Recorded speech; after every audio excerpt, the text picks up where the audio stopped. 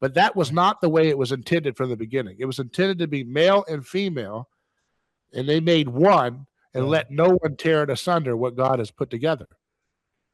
So then, of any man, except in the case of porneia, who divorces his wife and remarries, has committed adultery. The word for adultery at the end is not the word used in porneia, but yet people say it's a broad term, including adultery, which then gives them a freight load of opportunities to excuse divorce.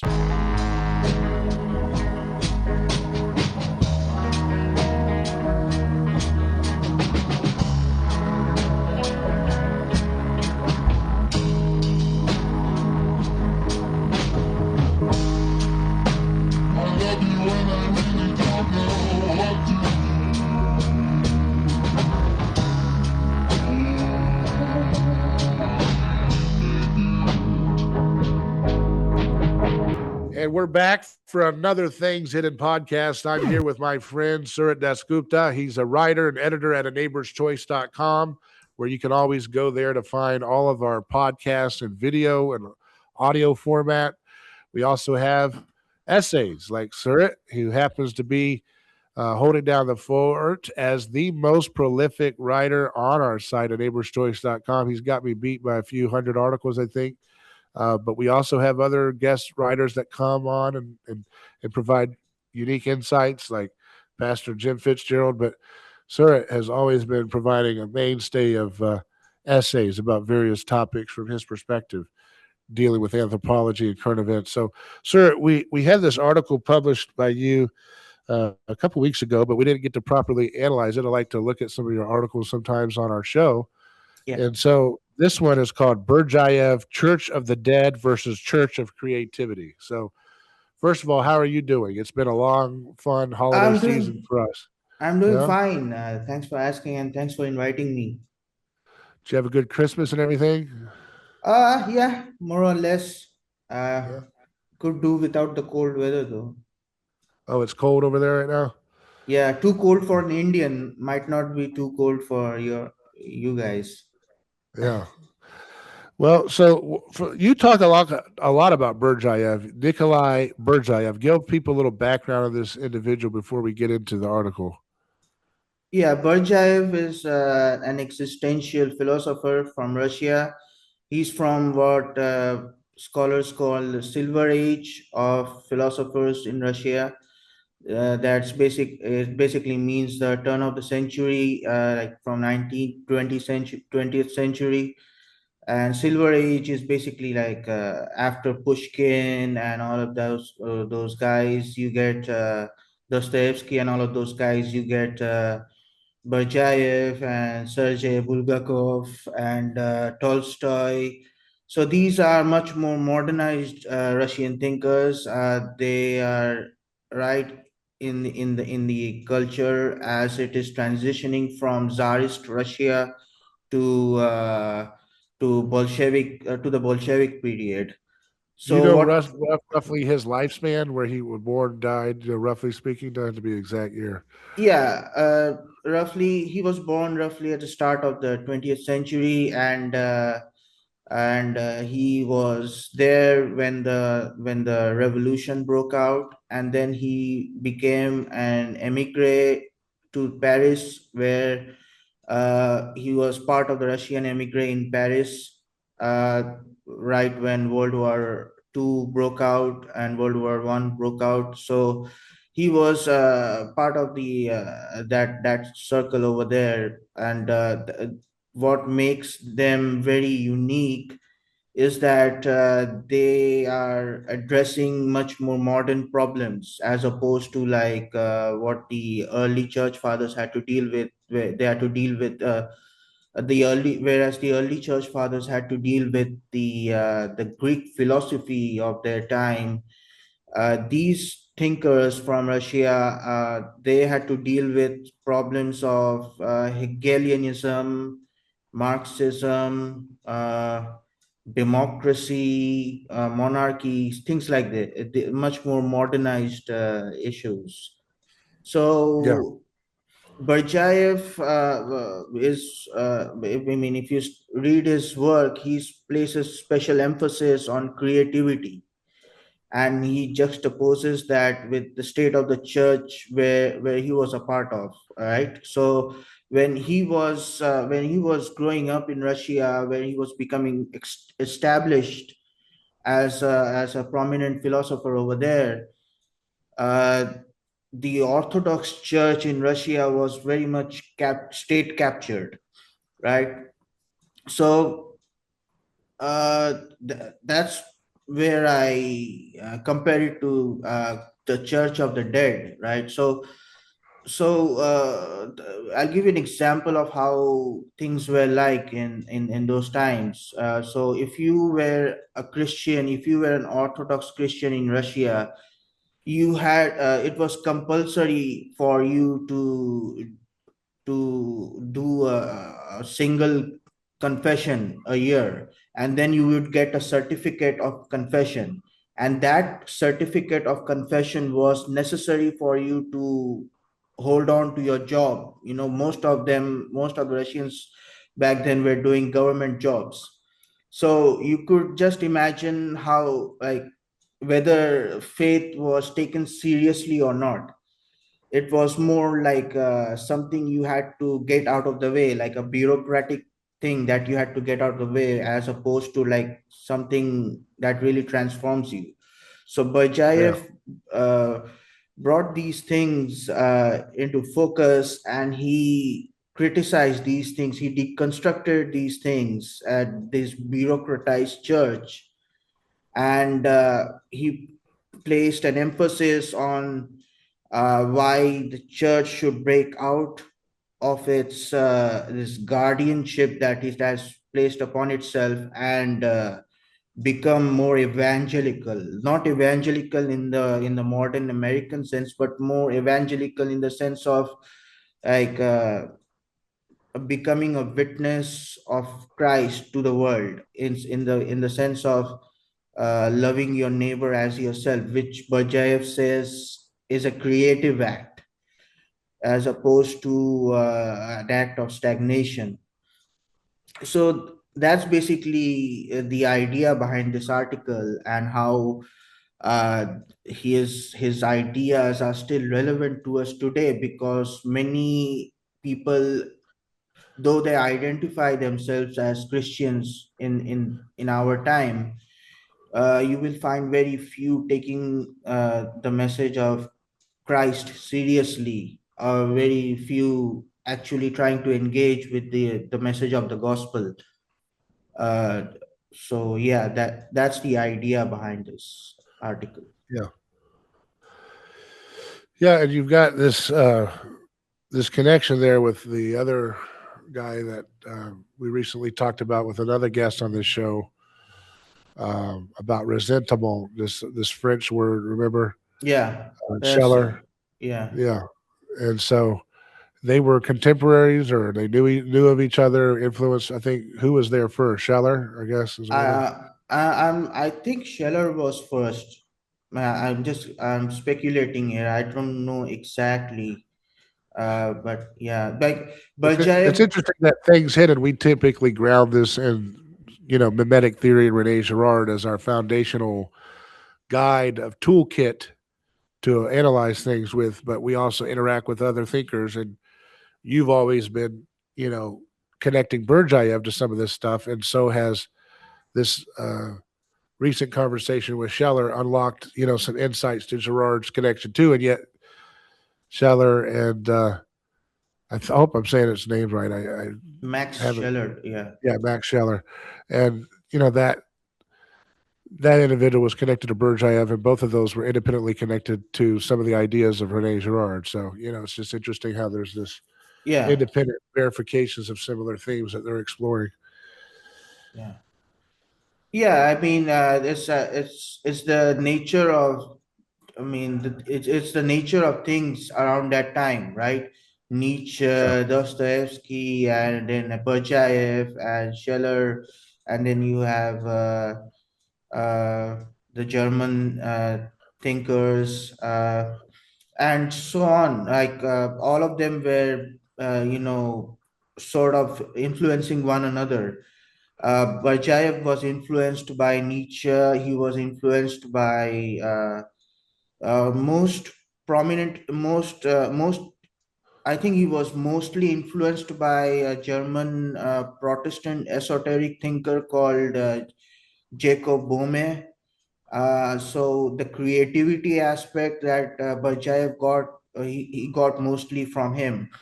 So yeah, that was Russia was getting an influx of European liberal thinking, liberal philosophies around that time, and that's how Marxism also came into their territory. So a lot of things were like, it was really dynamic around that time, right? So if you look at Germany, Germany was having its own existential crisis at that time too, with the influx of Marxism and many other ideas, some of which are even felt today in modern day America, right? Like the idea of uh, androgenism, right? Like the idea of non-binary gender, that kind of thing. Yeah. That was very prominent in Weimar Germany. So yeah, that like it was like a counterculture of sorts around that time, even in Europe, where They're in the Paris, these guys, Berdyaev, and then there's another one that you like to talk about a lot is Saint Mother Maria, right, of yeah, Paris, who's the Orthodox Mother saint. Maria, she was an Orthodox, Maria Skotsova. She was an Orthodox nun, and she was a close friend of Bajaev. Actually, they were part of the same congregation in Paris. She was also part of the Russian emigre in Paris. So they were So literally worshiping at the same church or just the same yeah, scene. so they were hanging out like buddies. So basically, if you want to see Bajaev's ideas in action, you have to look at the life of Maria Skoptsova, right? Yeah, Mother who Maria of she Paris. traded her life. The story says for the life she saved a Jewish woman who was in the Nazi work camp, right, the concentration camp, Yeah, she and died. she Yeah, took execution in place of her. Is the story right? That's amazing. yeah, that's like there are other versions of how she died, but that's like one of them. We can't know for sure, but yeah, but she basically became an Orthodox nun in Paris, and she opened up her home to widows, destitute women, and other people like Jews who were running from Nazi persecution. And when World War II broke out, when France was invaded, uh, the Germans found out that she was sheltering Jews at her place, and because of And that, she was. she had help from Father Dimitri. I read a little bit about her supporters that helped her, Yeah, and there's an exchange where Father Dimitri is being interrogated by secret police or something, and he's yeah, being punched, and he refuses to denounce his support for protecting the Jewish people from yeah, persecution. yeah, And I think that's a healthy corrective. I mean, not to go off, we can tie that back into Berdyaev, but I yeah, just think that's a healthy corrective right now because there is a spirit of yeah, absolute, antichrist type behavior from online young people, mostly, who are yeah, really excited about getting into Nazism and all these ideologies that, you know, we understand how scapegoat ping pong dynamics work in culture.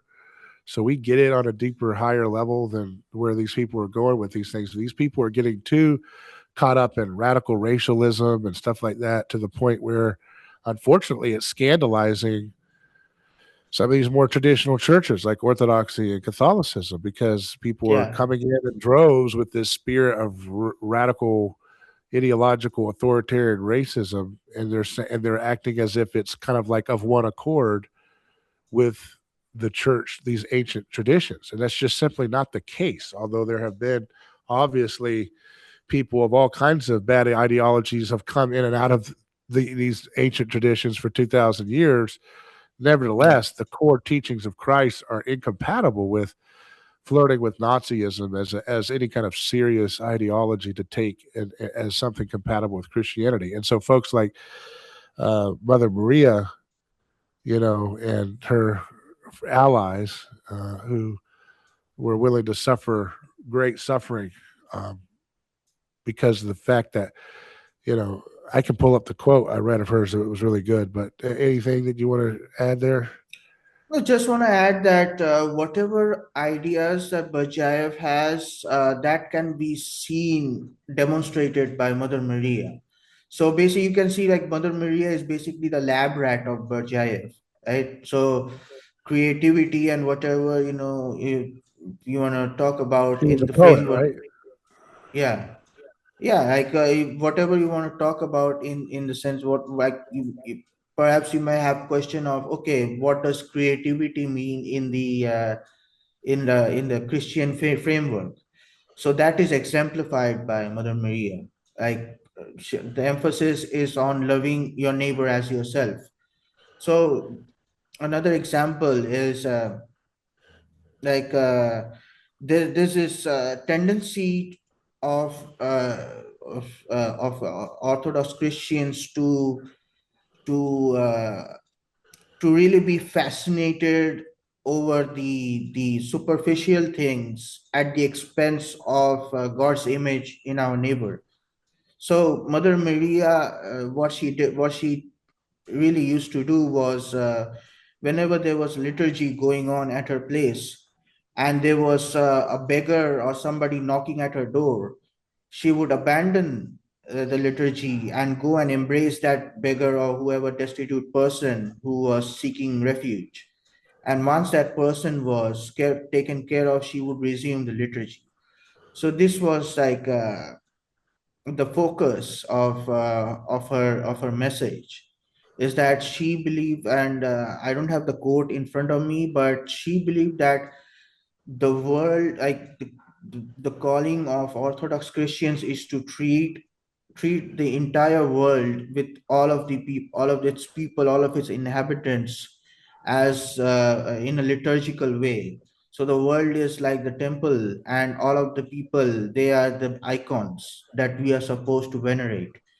And this is how creativity takes place in Berdyaev's ideas. Is that the the the principle, like, of iconography and icons that we see in Orthodox churches, a lot of us venerate the icons. Good, that we're supposed to do that, but what these things are basically telling us, they are like training tools for us to love the other person near us.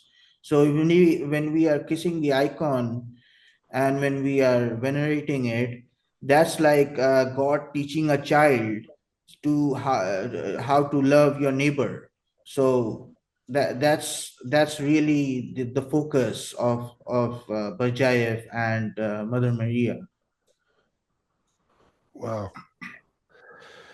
Yeah, there's a quote here by Mother Maria from it's the American Carpatho-Russian Orthodox Diocese of North America website. It says in an article they posted about her, when the order came from Berlin that the yellow star must be worn by all Jews, many French Christians felt that this was not their concern, since it was not a Christian problem. Mother Maria replied, there is no such thing as a Christian problem.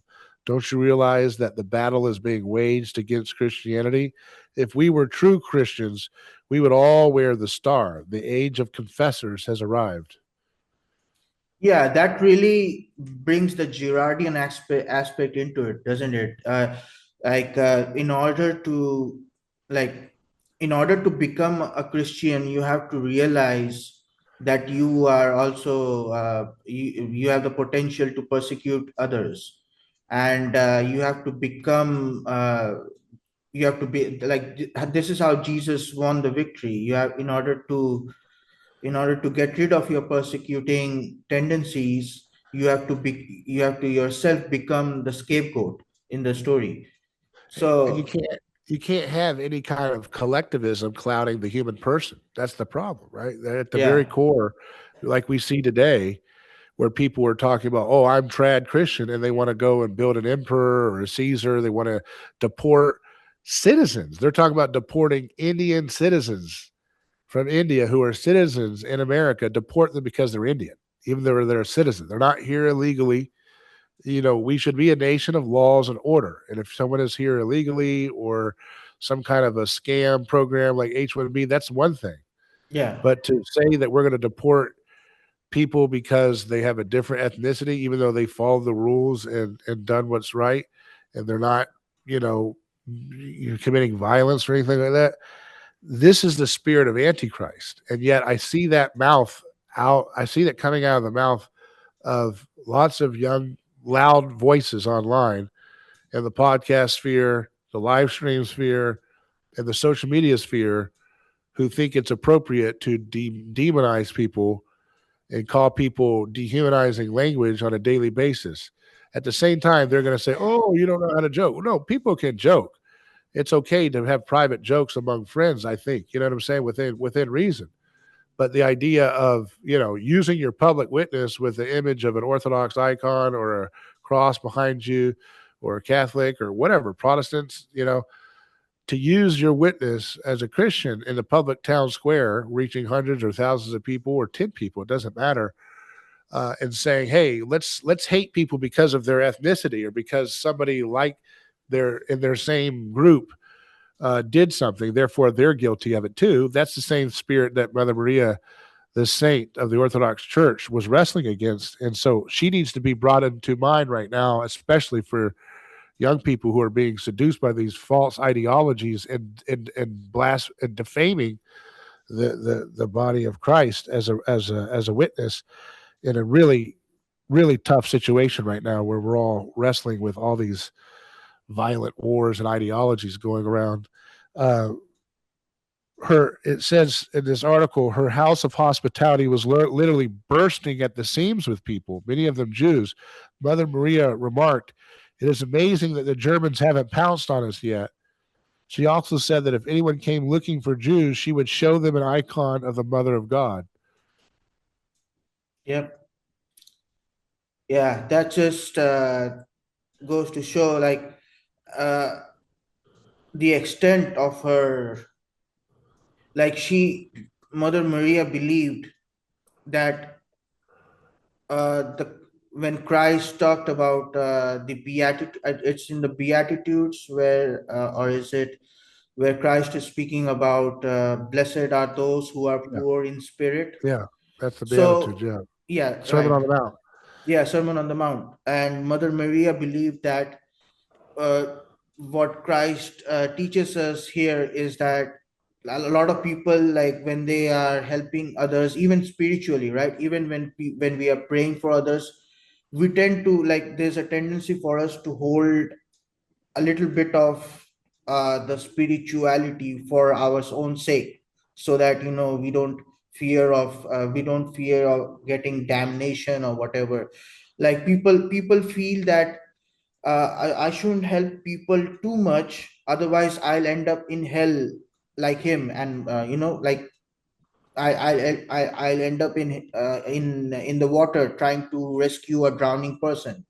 Like, that's how people normally think. But Mother Maria thought that when Jesus spoke about blessed are those who are poor in spirit, it means holding nothing back for yourself. Give entirety of everything to the one you're helping. Yeah. And even if that means that you are becoming spiritually impoverished, then so be it. On February 8, 1943, the Nazis did pounce and arrested Mother Maria, her son Yuri, Father Dmitri, and their helper Elia von Dominsky. In the pocket of Yuri was found a letter from a Jewish family asking for a false baptismal certificate. Talk about ticking off the bureaucratic church mindset. Yeah. Father Dmitri was interrogated by Hans Hoffenen, a Gestapo officer. A portion of the interrogation has been preserved. Hoffman says, "If we release you, will you give your word never again to aid Jews?" Father Dmitri, I can do no such thing. I am a Christian and must act as I must. Hoffman struck the priest across the face. Hoffman says, Jew lover, how dare you talk of helping those swine as being a Christian duty? Father Dmitri, holding up the cross from his cassock, do you know this Jew? For this, Father Dmitri was knocked to the floor. So, I mean, it's powerful witness here, you know. Yep, and you want you won't hear Father Dimitri and Mother Maria being talked about a lot, amongst these Christian nationalists, quote unquote, the kind of crowd that's emerging nowadays.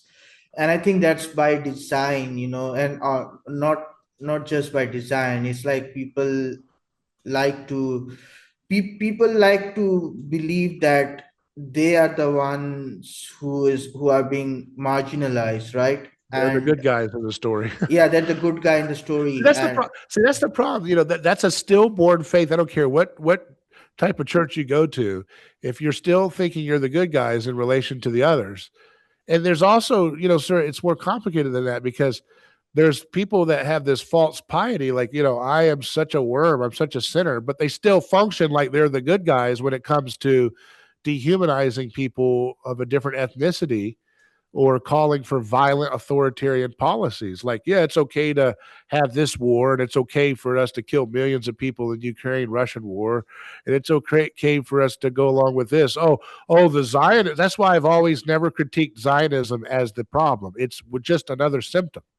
You see, yeah, and I'm going to hold that line hard because it needs it now more than ever. it's not the end Uh, all or be all of all problems. yeah, It's not the because you have final people who boss. are Yeah, Russophiles justifying this wicked war from the Russian side, and then you yeah. have, you know, people who are Ukraine or whatever supporting what they did, and it's like, no, where's the peacemaker spirit of Christian witness in the public square? Not playing. You know, you can have, you know, you can say, well, this party was more guilty on X, Y, and Z. It doesn't matter. It doesn't justify murdering millions of Orthodox Christians. What a disgrace to the tradition that you know, I don't see you know, people in Georgia and South Carolina Baptists murdering each other by millions of people.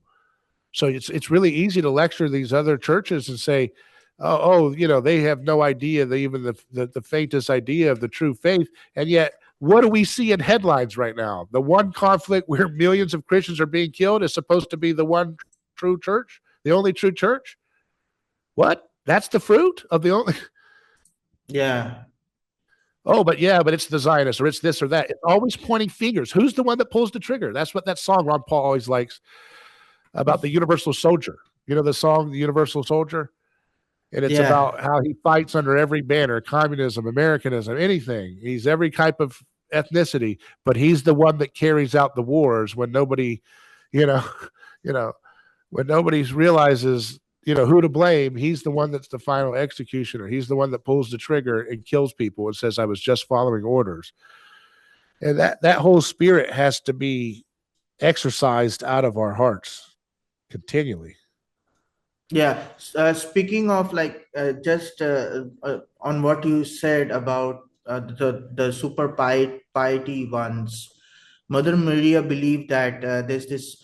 Yes, she wrote a lengthy essay called Five Types of Religious Lives, and in that she analyzed, like, all the typical type of people you will find in the Orthodox Church, and you could probably find variations of them in other denominations. But in the Orthodox Church, like, there's these people who are like, the ones who are like the super ascetic types, right? And she talked about these people, like, you will find them doing everything. Like, you will find them feeding the poor, you will find them giving alms, all of that. But and like what you said, like, how they typically describe themselves, oh, I'm a worm, I'm the lowest of low, that kind of thing. Mother Maria said that's like the pride of the ultimate, in the ultimate form, because that's like super egotistical. It's like super egoism, right? Like, you're positioning yourself as a competitor. to the saints or something like that. Yeah. So it's just she just analyzes and breaks down these all of these types of, and Berdyaev also does the same, is that breaks down all of these types of superficial pietism. And then you have the other type of people you'll see very often is the aesthetic Christian, the really they like the architecture, the peak of Western civilization, that kind of thing. They'll make memes about it. You're So saying these are aesthetic, not ascetic, right? I just that's yeah. aesthetic, and Yeah, yeah. she spoke about both of them, the aesthetic and the ascetic as well. Yeah. So the aesthetic is the ones who are aesthetic, they're like super into the liturgy and all of that. They're like, oh, like the liturgy has to be done perfectly, but if a beggar comes crawling, this is like how Mother Maria wrote, if a beggar comes crawling through the liturgy, oh, you have to get the beggar out of the picture, get him out of the frame. It's supposed to be picture perfect, it's ruining the picture. So that's like the aesthetic ones who you'll often find among the new converts. And then of That's why I've course, always bristled at any kind of tradition where the emphasis is always talking about the weaknesses of other churches. yeah, That's always a sign that the spirit that is binding people together is a kind of scapegoating spirit, which is directionally away from God and back towards paganism. That's why I also have an issue with dualism and Gnosticism. And everybody says that the ancient churches defeated Gnosticism, but I still see the smell of some of the not as not so good aspects of Hellenistic philosophy. You talked about that earlier with the church fathers, still creeps up because any kind of ideology that says, yeah, you can be a Christian and call for like, destroying human life as collateral damage for some kind of compartmentalized glory of the nation, and how somehow that's somehow Christian compatible, is one that does not have Christ as truly the master. It's serving two masters in your heart.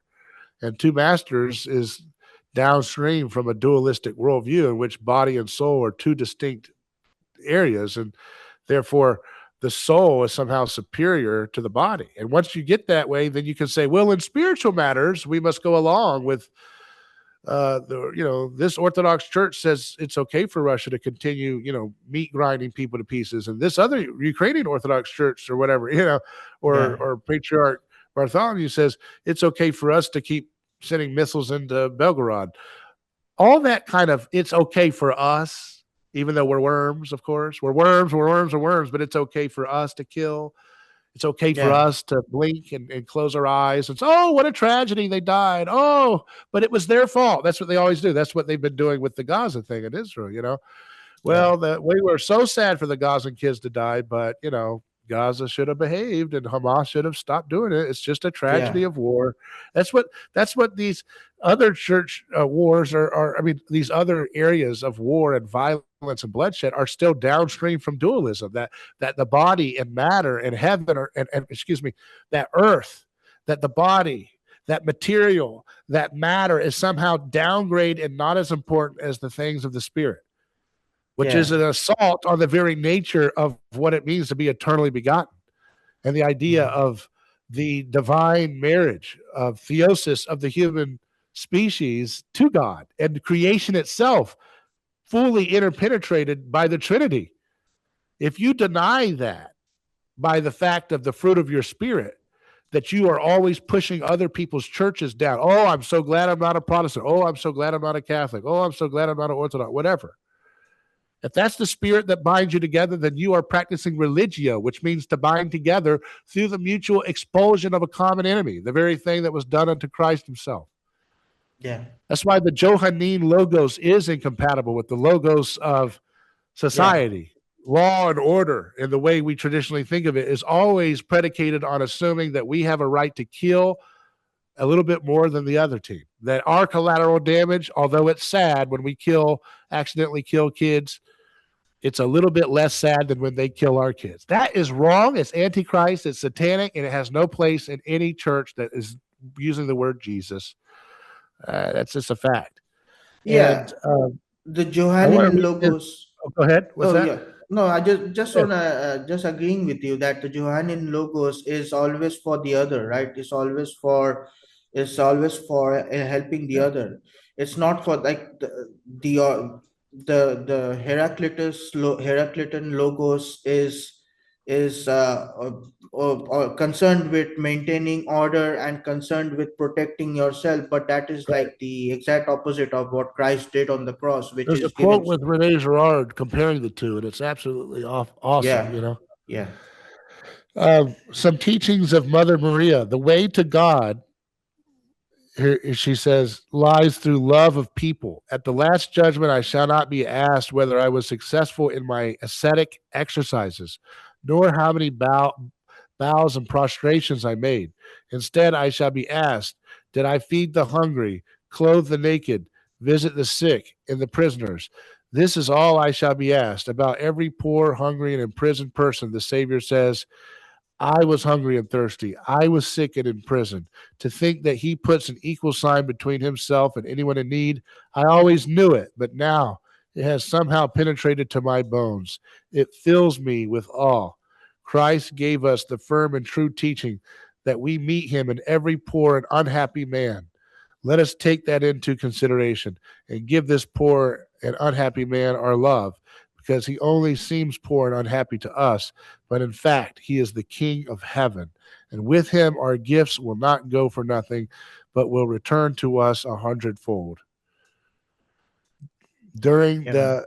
this is beautiful right here. This reminds me of my father's sermon that we played at his funeral. He says,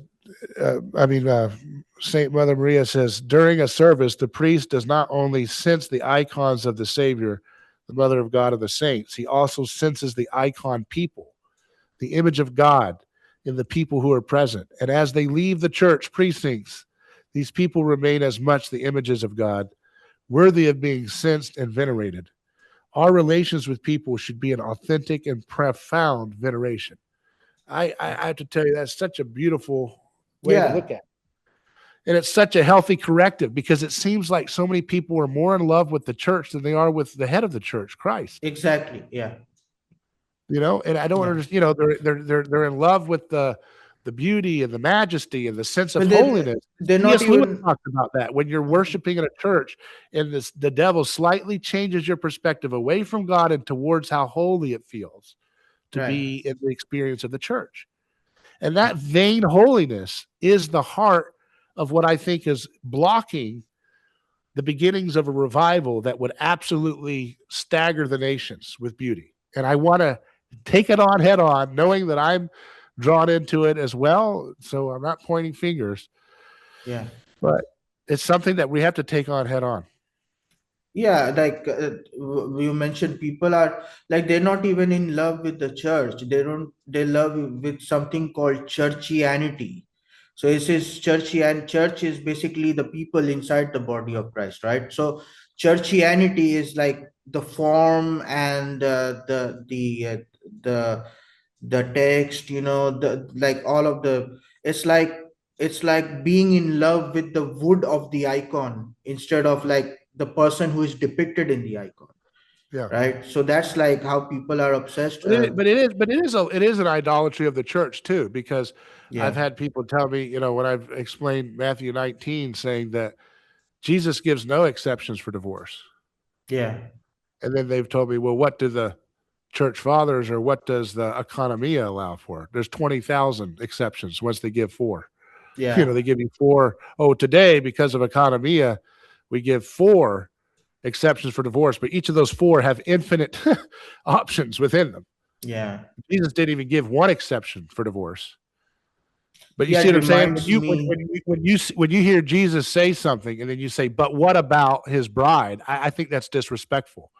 If you go to Yeah, someone's house and he says, "Hey, you get that, you get that drug off my property," but what about your wife? Let's see what she thinks.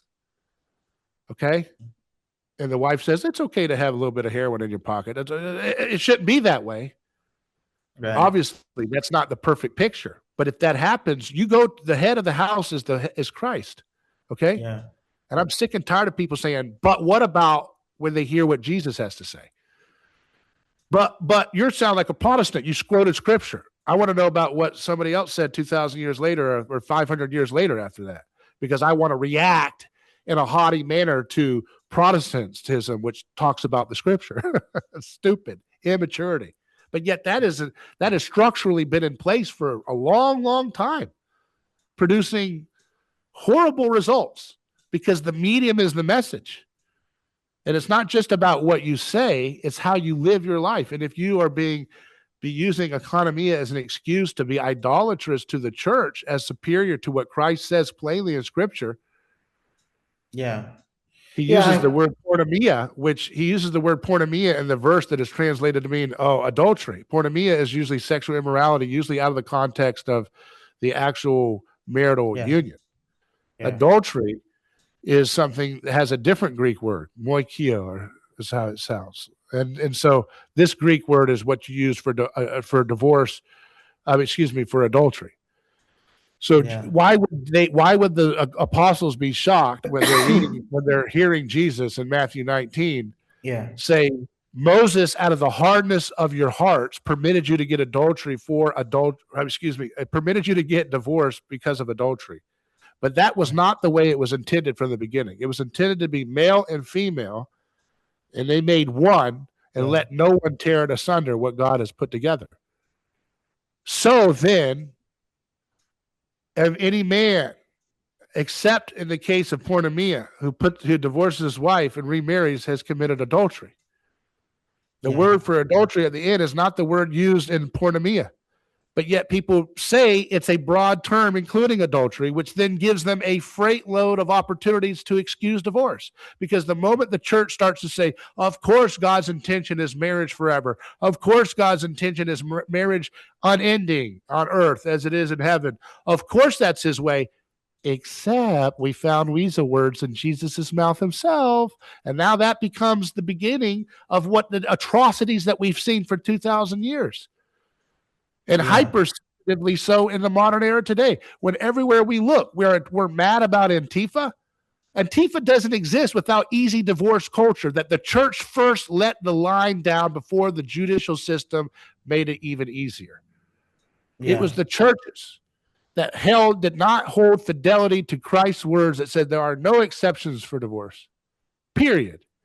That is the standard. There's no exceptions. Mark and Luke doesn't even have an exception clause. And the exception clause that Matthew is referring to with Jesus, it was intended for a Jewish audience.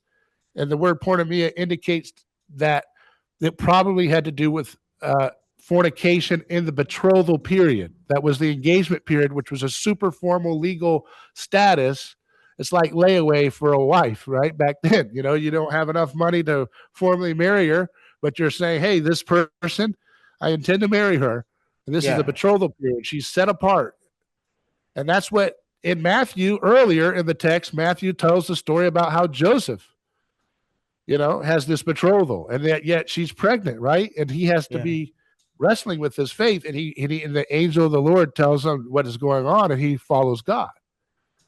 So it makes perfect sense that that's the same context that Jesus is teaching from in that same Gospel of Matthew.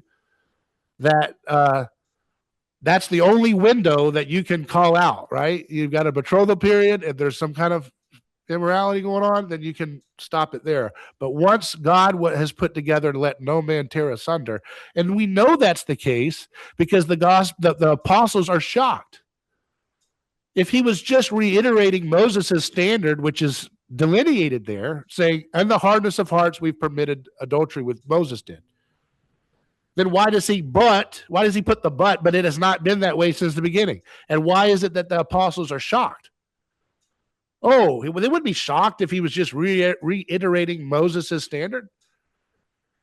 And there was two rabbinical traditions at the time, Rabbi Hillel and Rabbi Shammai. Rabbi Hillel said you could get divorced over burnt toast, as someone put it. Somebody else, Rabbi Shammai, says you can get divorced only for adultery. So again, that would not make the apostles say, well, then, man, nobody should get married then. This is hard. Yeah. And then Jesus reacts to that and says, let me tell you about eunuchs. There are people who are born eunuchs. There are people who are made eunuchs by man. and there are people who are eunuchs for the glory of God. Let him who can understand this, let him understand it. So he Yeah. understands it's a very hard saying. What he's saying there, why does he put the eunuch analogy in there as a metaphor? He's saying that if you are made a eunuch, so to speak, if your wife or husband leaves you and goes and marry another, you are not allowed to remarry. You must choose the path of being celibate or remarrying if the other party is able to come back to their senses. Yeah. Because the one flesh mystery is the most important image we have of understanding our creative role in history. Yes, the ascetic role of the celibate monk is also a tool, but obviously that's not the primary tool God designed to reflect his creation and his union with heaven and earth. Because if that was the case, Adam and Eve would not have done anything. There would have been a nunnery after they failed, and Eve would have been in the nunnery, and there would be a monk place for Adam to be a monk, and they would have been able to just be ascetics, and that would have been grave disobedience because they were told to be fruitful and multiply. Because that is the standard picture that God expects of mankind, to enjoy the abundant life in beauty that is to come in the new creations that we're supposed to be imbuing right now and embodying and bringing to earth as it is in heaven. Yeah, I think what you said is spot on, and we have to remember to balance out our criticism and critiques with a little bit of empathy, because the part of the online right that is emerging right now, it's also just as it is fashionable for them to be xenophobic, it's also fashionable for a lot of these young right wingers to bash single moms and divorced women, and calling them all sorts of nasty stuff online. So we have to like look at them as victims of the plague, rather than being perpetuating No one's of talking about castigating the people. yeah. But once you tell Jesus, but somebody else told me in a bureaucracy, the same Yeah. bureaucracy that Berdyaev is dealing with, Yeah. somebody else in a bureaucracy told me, so wait a second. Jesus, who is fully God, fully man. Yeah. If you've seen me, you've seen the Father. That Jesus, the one who created the universe and sustains it by his very creative act continually through creation. Yeah. You're going to put a but next to him and then put some bureaucrat down the road. I'm sorry. I think that is so idolatrous. It's laughable when we just take it seriously. Yeah. It's Christ is the head. Christ is the head. Okay. And people that say, well, but it's all just hermeneutics. No. That's a postmodern cop-out. Oh, it's just undiscernible. We just cannot figure it out. No, you can look at the picture of the Old Testament. Yahweh is always going after his bride. And even in the very beginning, when he has the Abrahamic covenant, and they had this ancient ritual of that time where they would split the animals in half. They'd cut up the animals in half. It's very brutal and grisly. And they'd put the animals' halves on the path, and both parties had to walk through the path, indicating I'm in this covenant like a marriage. And if I fail my terms of the covenant, then let me be torn in half as these animals. And the story goes that God puts Abraham to sleep and he goes through both times. Let me, God says, be torn in half if he fails to live up to his terms of this marriage. And Christ, of course, was brutalized. And because humanity had not kept its terms of the marriage of God and man together, right? Yeah. How can we go back to a lesser teaching and say, oh, but accept? Because once you do the accept clause, again, you fly a freight train of excuses. And I don't think that the haughty attitudes and arrogant attitudes towards single parents is a product of being faithful to Christ. I think it's a product of being loose with who we actually follow and who we are actually under allegiance to, our traditions in our church and that kind of bureaucracy and all these wiggle rooms, Yeah. or actually Christ? Because if we actually followed Christ and the beauty of always pushing people and saying, no, you have no choice. If this doesn't work, you can't remarry. Oh, what a hard teaching. Jesus says it right there. I understand. Let him who can take it, take it. You know? But that's Yeah. the truth. And how are we ever going to course correct with this OnlyFans culture and all this stuff if we don't teach the purity of the truth while at the same time having the same beautiful spirit that Mother Maria had? I see those things. It's a weird mystery, and maybe I just need more time to put it in the right Well, terms. here's I I see like there's a to weird mystery between being more strict like Christ is and being more gracious as Christ is, as revealed by someone like Mother Maria. Yeah, I like to ask you a question, David. Like when since you brought up the current dating thing and all of that, like how like the whole cultural environment, like OnlyFans, that kind of stuff.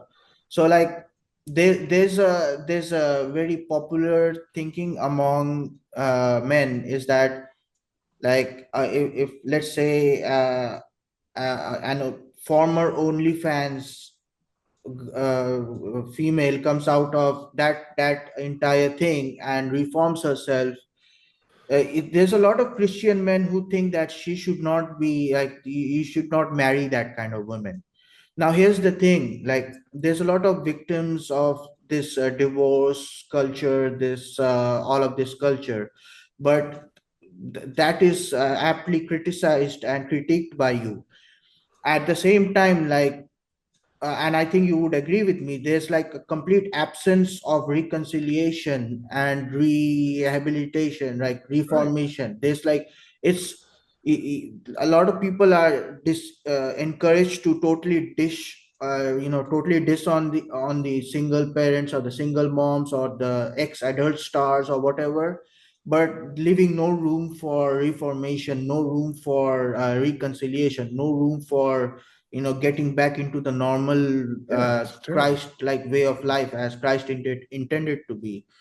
So how do we bring back the reconciliation? How do we bring back the rehabilitation of these people? I I would think. like to see I would like to see how many people have such vicious hatred of online, you know, um, OnlyFan type culture. How many of them have completely renounced, the spirit of fornication and pornea in their own life? Yeah. Because that spirit will produce hatred because you are out of control, and therefore you lash out at the thing that has got you controlled, and yet you continue and you scapegoat the person as if just like Adam scapegoated Eve and said, well, you gave me this woman. This is why I got into this problem. It's not my fault. It's yours. Yeah. I think it's the same sin of Adam. Lack of headship under Christ, and lack of headship in the way people relate to the other sex. So, yeah, I mean, Jesus' teaching is a hard saying. It hurts because there's people who said, well, wait a second. I live in a liberal system with no fault divorce, and someone leaves me after a year into marriage, and they've been going after, you know, 100 men since then. And you're telling me I've got to let her keep going and I have to stay celibate until, I mean, the only option for remarriage in the Bible is if the spouse dies. The other spouse dies. Yeah, that's a hard saying. Yeah. It's a hard saying.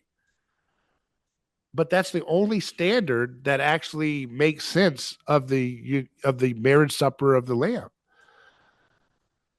That these things are not meant to be trifled with. And isn't it interesting that in Matthew 19, in that same chapter, it says right after he finishes his eunuch discourse, he goes back to the standard of what marriage is for. Then they brought little children, okay, to him. And the disciples, maybe they thought they were being economy in a different way. Maybe they Yeah. thought they were trying to keep the listeners from being able to hear and focus. So they were being a little bit economia in a different way in their mind. And maybe they said, No, let the kids get them out. And he says, suffer not the little children, right? Yeah. Let them come to me. Because this picture gives us the picture of heaven. So you are scandalizing. He's taking Matthew 19, is showing what happens when you fail his standard. When you don't devote to celibacy, if you and therefore you should take marriage super seriously. And the church should do it. This is all of this standard is meant to get the whole church to repent. Stop sending your kids to college and looking the other way like a fool, especially your young daughters, sending them off far away from where you live and say, oh, that's what I'm supposed to do. Well, you're whoring after other gods and you're sending your children as sacrifice tribute to those other gods. The other gods being social status or whatever it is, modernism, you know. So you're sending your children into schools and then you want, oh, that's just their teenage years. No, it's not. You don't have to do that. Homeschool your kids if you have to. That's not the only option. This is not what Jesus says in Matthew 19. He doesn't say, and you must homeschool your kids. Anything else is adultery. He doesn't say that. Okay. So we're not going to make standards out of things that are just in the proper domain of economia. Right? You know what I'm saying? Yeah. But where Jesus is clear, let him who hears hear it. And that includes his Senate, which is the ecclesia. And the people are to be, the laity are, even in the traditional church, are considered to be the priests and the priesthood and the saints, just as Mother Maria, who is acknowledged as a saint there, says. So you're right. And Berdyaev and all of this conversation just kind of put it all up together. It is important that we, properly use the tools of these churches to point us back to the beauty of people. Just like my father said, he said, how do you see the beauty of God? You see it in the stars, you see it in the oceans, you see it in nature, but really you see the beauty in God most in other people. That beauty of God is the truth and the logos of God. That's how you encounter it in loving other people. So that means you should have the utmost respect for a woman who has had, or a man who has had 500 partners. But at the same time, you don't say, well, except you can remarry. It doesn't say that. So don't lie to people. If Jesus strictly prohibited, Mark and Luke don't even have that exception because they're written more for a Gentile audience. Matthew is dealing with Jewish audience that are concerned about the legal structures, and that's why he's identifying it and connecting it to Moses and taking it to a higher standard than that. And so, there's no wiggle room when Jesus is clear. If Jesus doesn't speak out about public school, I mean, that's where economy and wisdom has to come into the gray areas of life, which is a lot of gray areas of life. But that's pretty crystal clear. And that is such a foundational error that the churches have made that it's produced the hellscape that we're in. And it's not a deification of the family. No, that's another error. Just like we can idolize the church above Christ as the head, we can idolize the family above, God, right? So all these things can become idols because they're all created beautiful things that they reflect God, but they can't be worshipped. And so that's what I'm saying, kind of to tie into what you're talking about is that, this paradox is that the stricter you go with Christ, paradoxically opens you up to this more holy, humble treatment to those who have and around us, including ourselves, failed utterly. Well, I mean, to what Berdyaev experienced during his earlier life in Russia, the over rigidity of the church was but a lot of people like to blame Western liberalism for what Russia experienced during the revolution and what followed. But Berdyaev did not do that. Berdyaev laid the blame on church rigidity, churchianity, what he called churchliness, and the state capture of the church.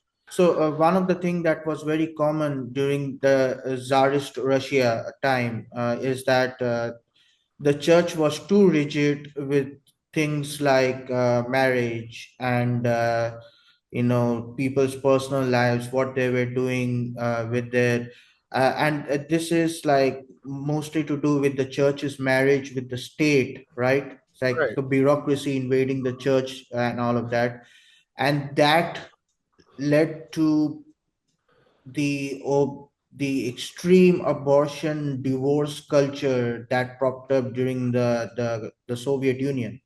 So you have to, like, to your point, David, like this pendulum swinging back and forth, the church has to step in and be a balancing power, is to reclaim its balancing power, and this is part of the creativity that Berdyaev But recommends.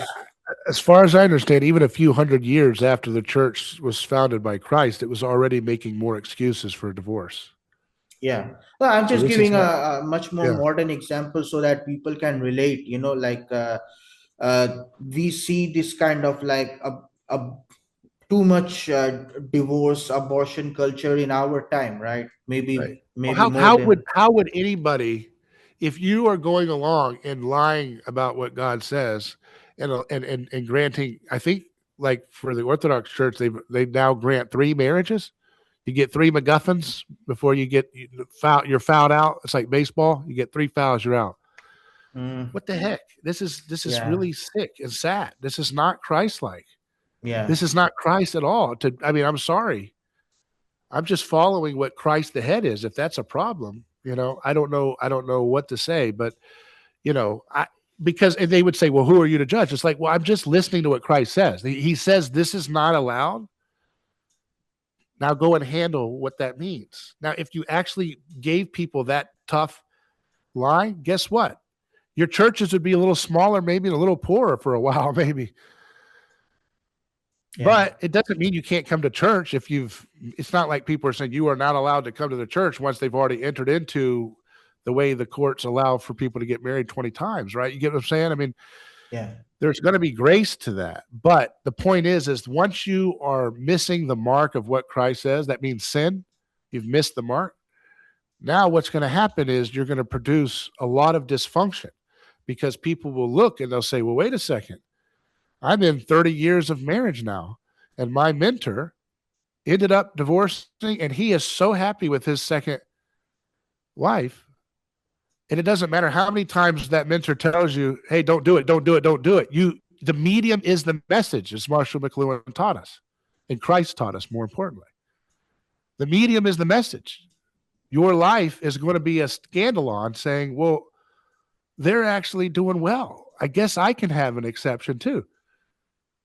So the medium, the mimetic modeling, is the thing that really is the thing that changes whether the church produces abundant fruit that reflects Christ.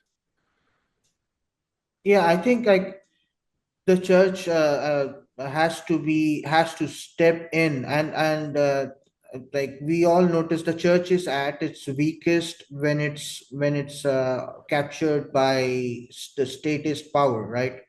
uh, so that's how, like, in Christian history, in the history of the church, that's how, like, the church started making exceptions because its membership grew and its ministers were becoming somewhat like a state bureaucrats, right? State Yeah. ministers, they were Uh, given offices like state of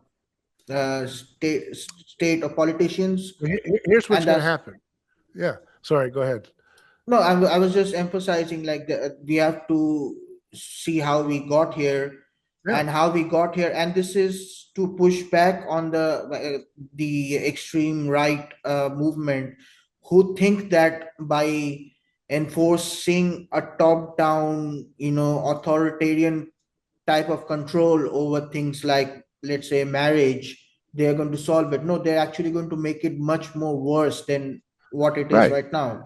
And So that is yeah, why. the answer is only going to be in more nonviolence, less violence and Yes, coercion in yes, Christ. So yeah, yes, I have talked about the Marriage Liberation Act, which I have proposed to various state legislatures, yeah, and hopefully people take it and move it, which would allow for there to be a private option in marriage so that young families could be formed within their church if they so choose. So they could, most churches would probably just chicken out and say, no, if you want to get married in our church under our pastor, we just default to the local state marriage licensing law. But this would carve out a private option that would not interrupt all the debauchery that's nice and lucrative for the judicial system and the family court system and all the lawyers making so much money, horrifying and destroying children.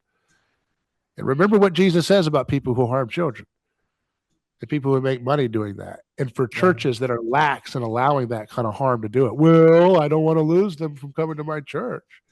Yeah. And the kids don't have a say in it. They're just told to be quiet and shut up and take it. Nobody objects to them. That's sick. That's not Christ-like. That we think that's economy, that's grace. It's not. It's not. It's earthly grace. It's not Christ-like grace. Christ-like grace is not logical on earthly terms. It's much more abounding, because they say the children will teach us how to be like heaven, and all we're doing is hurting children by being lax, because we want to make sure the coffers and the church attendance is nice and good, so that everybody looks good on the surface. No, I'm sorry. When you say no, there's no excuse for divorce, but let me take it out in the back drawer here. There is a little clause from Jesus himself. How dare you? How dare you speak against Christ and lie about him like that? Scandalizing people, because once you put a 1%, well, there is a 1% thing, because here's the thing, sir, just to go back to this point. If it's the case that Jesus said, just like Moses, adultery, you can get out and you can remarry. So now you're sealing the kids off into eternal hell of being in two homes and broken home and all that.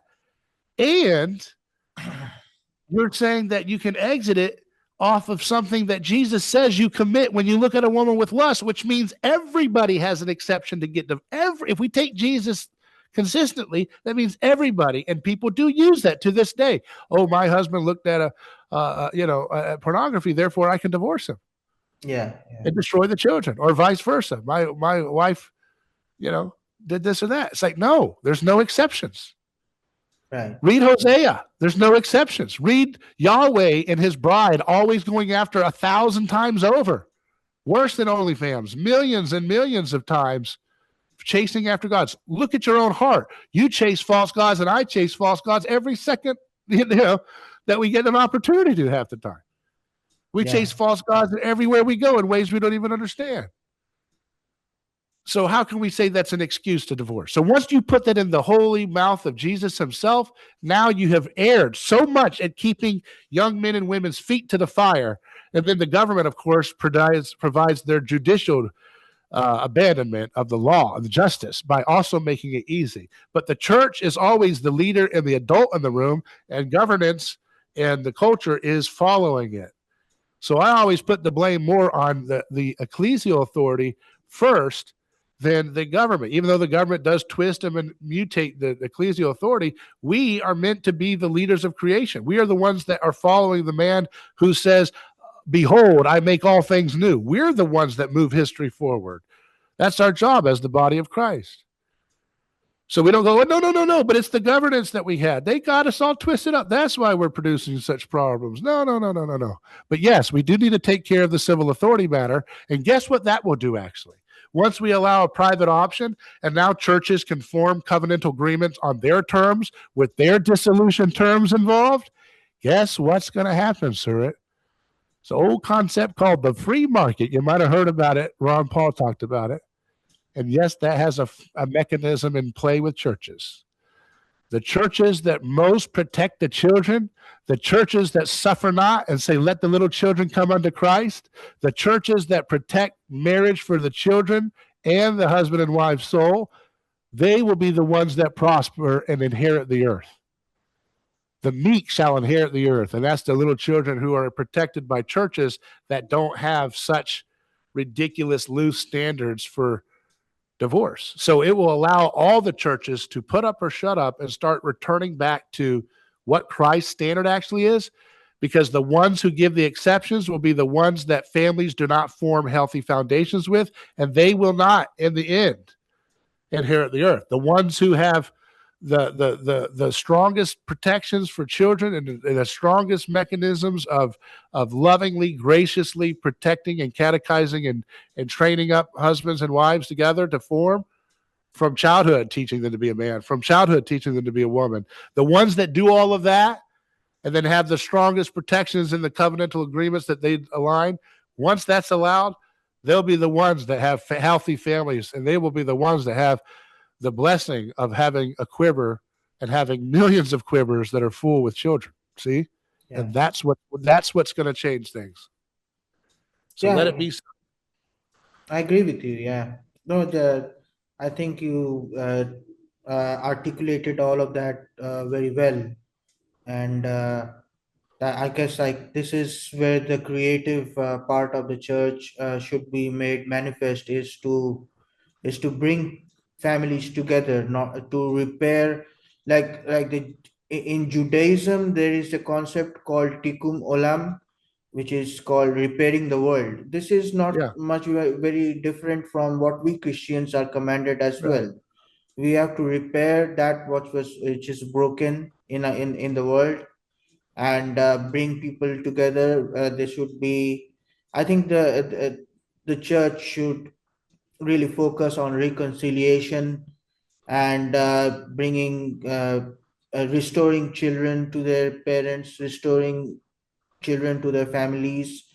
And this is I mean, even in history, if you look at the church and its relation to its creator Christ, the church has many times been envious and adulterous towards its bridegroom Christ.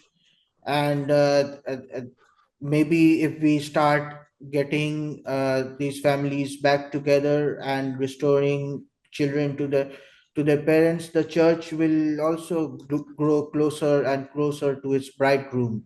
And it seems like to Paul, earthly marriages and heavenly marriage between Christ and the church, they are very interconnected, right? Yep. They So are. Yeah. yeah. And it's funny that Berdyaev has the book title, which we could get into Berdyaev again because we went into other areas today. We got to wrap it up. But Yeah, the meaning of the creative act is exactly what we've been talking about. That's the name of his book yeah, title. And that's yeah, ironically what we spent a lot of time talking about is the meaning of the creative act of marriage. yeah, This is the meaning. It is the medium is the message. yeah, The way in which human beings exist and don't become extinguished is the very thing that most pictures with the spiritual reality taking place in history and in the life to come. yeah, World without end. Amen. So the idea here is that children are to be protected. They are the path to Christ. And children, unless there's Jack the Ripper, and in those cases, see, I'm not being ridiculous here. If you're married to Jack the Ripper, obviously the church has to take a role and separate the two until Jack the Ripper might have to be in prison for life. yeah, Right? Okay. So these are hard talk. These are hard things. But there's also a role for godfathers and godmothers, right? yeah, And people don't take that role seriously anymore. It's all just a little, oh, who's my best friend at the church? No, a godfather has a role, especially when there's a crisis. If there's a death in the family yeah. of the husband and wife, or there's a divorce, the godfather should be intimately involved in protecting the children's best interests.